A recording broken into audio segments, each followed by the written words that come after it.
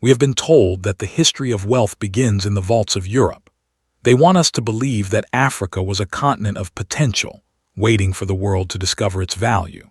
But the earth and the archives of the Sahel tell a different story. A story of a sovereign who possessed so much wealth that his mere presence changed the value of the very air people breathed. This is the receipt.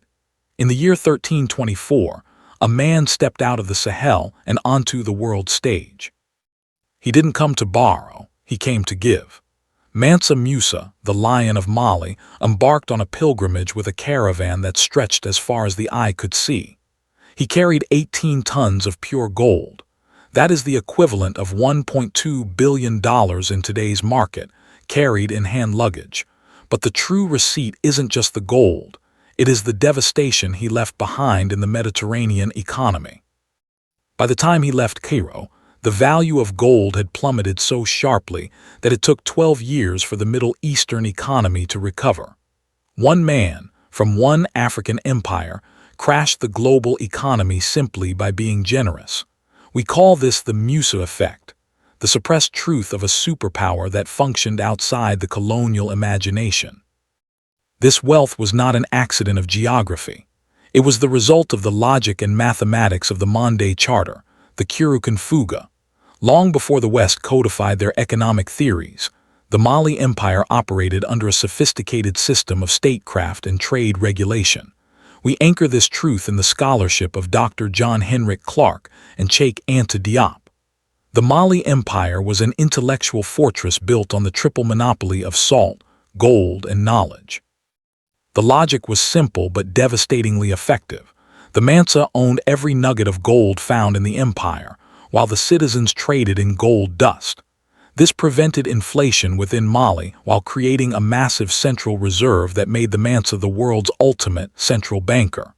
Mathematicians in the University of Sankore calculated the logistics of a 60,000-man caravan.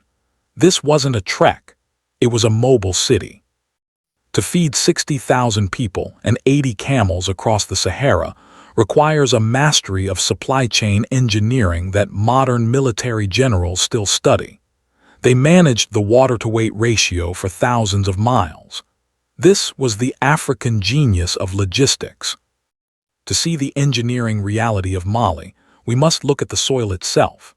They told us these were mud huts. We call them architectural marvels. The Sudano-Sahelian style, perfected under Mansa Musa's reign by the architect Abu Ishaq al-Sahili, utilized the thermal mass of the earth to create natural air conditioning in the 120-degree heat of the desert. Daily life was not lived in the jungle, but in the most prestigious academic centers on earth.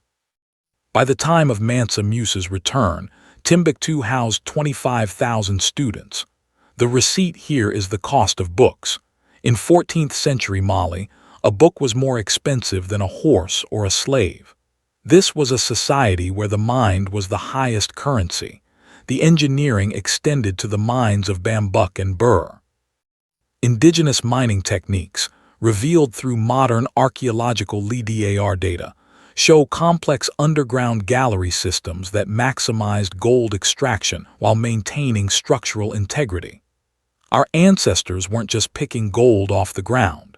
They were master geologists and structural engineers. How does a man who owned half the world's gold become a footnote? This is the attempted erasure. After the fall of the Mali Empire, the narrative was hijacked by those who could not reconcile African excellence with their colonial mission. They tried to frame Mansa Musa as a religious fluke or an exception. They suggested his wealth was unearned, purely a gift of nature. They avoided the suppressed truth that Mali was a planned, sophisticated state with a judicial system, an army of 100,000, and a university system that outshone Oxford and Paris at the time. During the colonial scramble, thousands of manuscripts from the Timbuktu libraries were stolen or destroyed. By erasing the intellectual fortress, they could pretend the gold was just a lucky find by a primitive king. They attempted to bankrupt our history so they could justify stealing our future.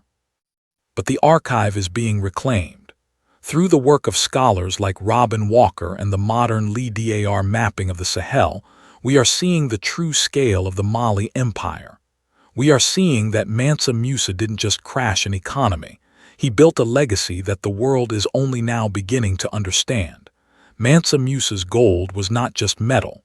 It was a receipt of sovereignty. It was proof that when we controlled our resources, our trade routes, and our schools, we didn't just participate in the global economy, we dictated it. We are the heirs to the wealthiest man to ever live. Not because of the gold in his pockets, but because of the genius in his lineage. The archive is open. The debt is settled. Watch our next story to find out how the Candate queens, the black women who defeated the Roman Empire. Click here. Stay sovereign.